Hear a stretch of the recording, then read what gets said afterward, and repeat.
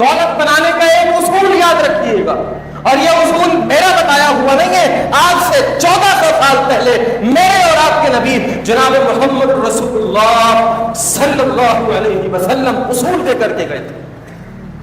فرمایا فَأَجْمِلُوا فِي الطَّلَبِ، رزق کے حصول میں جمال ہونا چاہیے، کمال ہونا چاہیے، ایک حسن ہونا چاہیے۔ ارے بھائی رزق کے حصول کا کمال اور جمال کیا ہوتا ہے؟ کیا ہوتا ہے اس کا حسن کیا ہوتا ہے؟ فرمایا اخذ الحلال وترک الحرام، پیسے کی کمائی کے راستے کے اندر بہت سے راستے کھل کے سامنے آئیں گے۔